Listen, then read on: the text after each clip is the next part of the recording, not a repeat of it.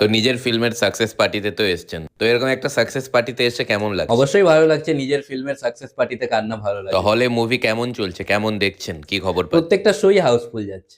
কেননা ফার্স্ট শোতে যারা ঢুকেছিল তাদেরকে আমরা বেরোতেই দিচ্ছি না, বাইরে থেকে তালা লাগিয়ে